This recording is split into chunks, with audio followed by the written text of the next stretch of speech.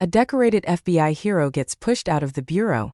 The director insists nothing unusual happened, and a United States senator refuses to let the moment slip by. The question that hangs over this entire exchange is simple but explosive. How does someone with a record that reads like a national honor roll end up on the wrong side of a termination notice? And what does it say about an agency that's supposed to stand above politics when even its most respected professionals aren't shielded from the fallout? Stay with this, because what begins as a tense back and forth over one firing slowly unravels into something far more unsettling. The FBI, I want to congratulate the Utah state and local law enforcement for the very good work that it did in apprehending the violent assailant of Charlie Kirk, and that is a terrible, terrible tragedy. Director Patel, at one point you made an announcement that the suspect was in custody. We got our man. It turned out that was not true. In fact, I think that was about 27 hours before the person now in custody was apprehended. Why did you make that statement? Thank you, Senator. Appreciate you letting me address this. What the FBI does is not just locate and find suspects, but we also participate in eliminating subjects. And what we had at the time was a subject in custody in relation to this investigation. So in my commitment to work with the public to help identify subjects and suspects, I put that information out. And then when we interviewed him, I put out the results of that. And could I have been more careful in my verbiage and included an A subject instead of subject? Sure, in the heat of the moment, but I was doing the best I could. In all candor, I don't quite get that, because if we have our man, that would suggest to the public that everybody can rest and relax and not then continue to provide information to local law enforcement and to you. So that was a mistake. I don't see it as a mistake. I see it as something working with the public to identify that there was a subject in custody. If you put out a statement that says we've got our man, and in fact it turns out that you didn't have your man, that's not a mistake? But that's not what I said. Well, I'll go on. That's my understanding. A second thing that is really important in the FBI, but it's important in every agency, is that the folks who are doing good work get supported for the work they're doing. And a number of highly successful FBI agents have been let go. And I want to just ask you a little bit about that. You know who Brian Driscoll is, right? Yes. Yeah, okay. And my understanding is he served at the FBI for over 18 years. You agree? I believe that's accurate. Special agent in charge of the Newark office. He was commander of the FBI's hostage rescue team. That's a very prestigious and responsible position, correct? It is. Section chief of the Critical Incident Response Group's tactical section. You've got to be pretty good to get that high responsibility. You agree with that? Yes, sir. He oversaw 55 SWAT teams, and they're like the elite of the elite, right? They go in to the dangerous situations, right? He got a Medal of Valor for his participation in a raid on ISIS terrorist Abu Sayyaf, who had kidnapped American citizens Kyla Mueller, right? Mueller? Is that right? I know. You're in agreement, right? I know Kayla Mueller's family, yes. I know this. Okay, and he got Kurt Meyer, somebody who had barricaded himself in a bar after he killed 4 people and wounded 2. And Driscoll was part of the team that went in there and took that guy out, right? I don't have all the details, but I'll take your word for it, Senator. And he got into trouble when Emil Bove demanded a list of FBI agents who investigated January 6th and was apprehensive that what did happen ultimately would happen, and that is those folks would get fired. I mean, do you agree with me that a boss who stands up for his subordinates when they did the job that was asked of them is a stand-up person and somebody to be admired? Generally speaking, yes, sir. Pardon me? Generally speaking, yes, sir. But Driscoll got fired, right? Again, that matter is under litigation, and the matter you referenced occurred before I was Okay, but director. let's just keep it really narrow here. He's fired, right? Yes, he was terminated. And he has to be, there's somebody communicates to him that he's terminated, correct? That's my job. That's your job. So you communicated to him that he was fired. I did. So, I have a hard time with this because that record suggests to me that this person is like worthy of consideration for the Presidential Medal of Freedom, and he got fired. But there's also a record of other information that was available, and now that this matter is pending litigation, we will get that out in due course. But as you can the agree, so-called, so you've got, quote, other information that you see as a valid basis to fire somebody who, from what I can tell, had an absolutely outstanding record and who crossed the threshold of getting in trouble because he was standing up for agents serving under him who did work that was assigned to them that happened to be related to the January 6th uprising. again, you're correlating based on your information the reasons for his termination, and I'm telling No, you, that's right. Let me ask you another question. When you were here, you were rightly critical, not here actually, I guess it was on Cash's Corner. You were rightly critical of the way that the previous FBI director used the FBI jet. And you said you wanted to ground Chris Wray's private jet travel that he pays for with taxpayer dollars to hop around the country. Let me ask you this. On the weekend of, according to flight tracker data, on the weekend of March 7th, an FBI plane flew round trip from D.C. to Las Vegas, and you attended a UFC fight with Mel Gibson, and I'll show you that. Is that you, and is that true? Yeah, you want to know the difference? I live in Las Vegas. I'm allowed to go home. I didn't leave a congressional hearing early on an FBI jet to dodge questions. All right. Then on April 5th, you attended a hockey game in New York City. You don't live there, right? No, I don't. By the way, everyday FBI agents who are assigned in Washington don't get to fly home on a private jet. Well, this is a great point. Do you know why I have to use a private jet? Because Congress made it mandatory. Okay. In April 5th, well, we didn't make it mandatory that you go to UFC games with Mel Gibson. Are you telling me I can't go home? You got to use some judgment here. So when I'm at home, I would- can't do what I'm doing when I go home. Everybody else is allowed to go home, Let just me not keep me. going. No, I'm glad you go home. I Okay. love to go home.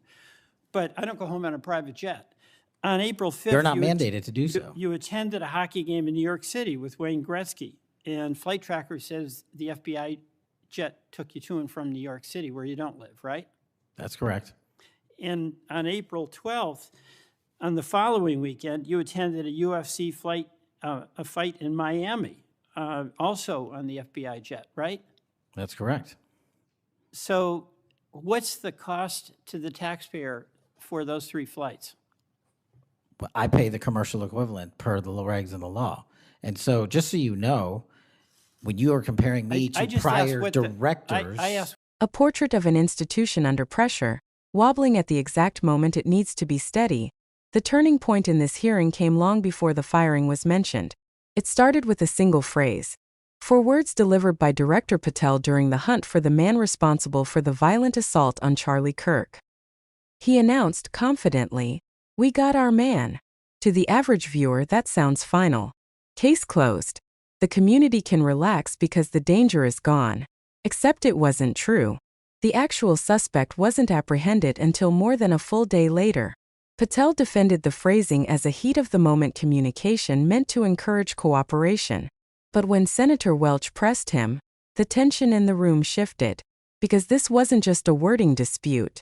It was a reminder that precision saves lives, and anything less can mislead millions.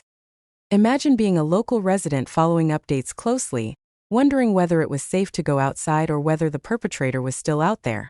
A statement like "We've got our man" doesn't just calm nerves, it stops the flow of public tips dead in their tracks. It gives the illusion of closure when there isn't any. And in a world where misinformation spreads faster than verified truth, a single misphrased line from a federal agency can ripple outward in ways that are hard to contain. Welch understood that. His frustration wasn't about semantics. It was about the responsibility that comes with authority. Because when an institution demands the trust of the public, it has to earn it every time it speaks. And in this case, that trust was rattled. But that wasn't the whole story. What came next peeled back something deeper, something that goes far beyond language. Welch shifted from the misstatement to the subject of accountability among the agents themselves. And that's where the name Brian Driscoll entered the room like a weight dropping onto the table. Here was a man many inside the FBI viewed as one of their finest. 18 years in service. Commander of the hostage rescue team. Leader of 50-plus SWAT units across the country. A Medal of Valor recipient for his role in a high-risk raid against a known terrorist who had kidnapped an American citizen. A tactical expert who helped end the standoff with a gunman who had taken multiple lives. His resume reads like the blueprint of someone the Bureau should want to protect, promote, and emulate. Yet he was fired. Welch wasn't speculating, he already knew the answer. He simply made Patel say the word out loud. Terminated. And that's where the room changed again. Because Welch made clear how baffling it was to reconcile Driscoll's extraordinary record with the decision to remove him. From where Welch sat, Driscoll looked like someone who should have been receiving a national medal, not an exit packet. And then came the part that made the story even more complicated. The reason Driscoll reportedly came under scrutiny in the first place. During the aftermath of the January 6th events, an internal discussion took place about identifying which agents were involved in those investigations. According to what Welch laid out, when a senior official demanded a list, Driscoll hesitated, not because he was defiant but because he feared, based on internal chatter, that agents could face political blowback simply for doing their jobs. Rumors suggest he believed retaliation was possible. Reports claim he voiced concerns to protect his team. It's been said that he didn't want their names circulating in political spaces where judgment could turn into punishment. If that's true, it paints him not as a troublemaker but as the kind of leader who stands up for his people when it matters most. And that's what makes what happened next even more unsettling. Because despite his record, despite his leadership, despite the fact that every piece of public information suggested he had served with distinction, he was removed from his position. Welch listed Driscoll's service history one accomplishment at a time, almost as if trying to force Patel to acknowledge the gravity of the decision. And Patel did, reluctantly. Yes, he said. Driscoll was terminated. Yes, he communicated that firing personally. But when Welch asked why someone so accomplished could be let go, Patel retreated behind a familiar shield. Other information that he said would come out later through litigation. What kind of information? Why wasn't it being shared? Why hide behind process unless the truth was politically uncomfortable? Welch didn't accuse, but his questions implied what many were already thinking. In institutions built on transparency, vagueness is its own indictment. When something doesn't add up, when the facts don't align with the outcome, silence begins to sound like an answer. And that's exactly what made Patel's refusal to explain so concerning. Because if the reasons for the firing were legitimate, they could be stated. If they weren't, then withholding them only fuels suspicion. But this isn't just about one agent or one comment. What Welch exposed in this hearing was a pattern. A subtle shift that carries enormous consequences. It's the danger that creeps in when career professionals, people who have spent decades serving the public faithfully, begin to question whether their jobs are secure not because of performance, but because of politics. When the people tasked with upholding the law start worrying about who holds power, something fundamental begins to erode. It's not loud or dramatic. It's quiet. It happens through personnel decisions, selective enforcement, and yes, even in the words chosen during a press update. Inside any agency, morale acts as a glue. It keeps people steady, united, and focused under pressure. But morale evaporates when people feel disposable. Imagine being an agent working a sensitive case, doing everything by the book, only to wonder whether the next administration might view your work as disloyalty, or that standing up for your colleagues might put a target on your back. That fear doesn't stay contained. It spreads. It shapes decisions. It encourages silence. And worst of all, it teaches good people to step back when the country needs them to step forward. This is where the deeper threat lies, not in one misstatement, not even in one firing, but in the subtle corrosion of independence. The FBI was designed to operate above political influence. Its integrity has always been tied to its ability to follow facts wherever they lead. But that balance is fragile. When oversight hearings reveal contradictions, vague explanations, or personnel decisions that don't align with public records, it forces the country to ask a difficult question. Is the Bureau still insulated from political winds, or is it slowly being bent by them? Welch's line of questioning mattered not because it created headlines, but because it forced clarity. It made Patel confront the gap between public perception and internal reality. It revealed how even a single phrase, "We've got our man," can distort public understanding. It showed how the firing of a highly respected agent can send tremors throughout the entire agency. And it highlighted how evasive answers from leadership can weaken trust more quickly than any external criticism ever could. But the most important moment came when Welch framed the issue in the broadest terms. Institutions survive only as long as the people inside them believe their work is protected from political interference. Once that belief cracks, the entire structure becomes vulnerable. Because people cannot serve two masters. They cannot pledge loyalty to the Constitution, while simultaneously fearing the consequences of upsetting elected officials or political factions. They cannot act with integrity when their careers depend on keeping powerful people comfortable. And that's why this hearing matters. It isn't about settling a score or embarrassing a witness. It's about making sure the country sees what's at stake. When an agency like the FBI loses independence even slightly, it affects every investigation, every arrest, every decision. It shifts the balance of accountability. It redefines what justice looks like. And once that transformation begins, it rarely moves in reverse. History shows that institutions tilted by politics eventually collapse under the weight of that influence. Welch wasn't dramatic. He didn't need to be. He simply laid out the facts, asked the questions, and let the silence fill in the rest. What viewers saw wasn't a blow-up, but a slow unraveling. A moment where the cracks in a powerful institution became visible, even if only for a brief moment. And those cracks matter because they reveal the pressures building beneath the surface. Pressures that, if ignored, could reshape the very foundation of how justice is carried out in this country. So the question now isn't just why Driscoll was fired or whether Patel regrets saying "we've got our man." The question is whether the public can still rely on institutions that seem increasingly uncomfortable confronting their own contradictions. Whether truth can survive inside systems that reward silence.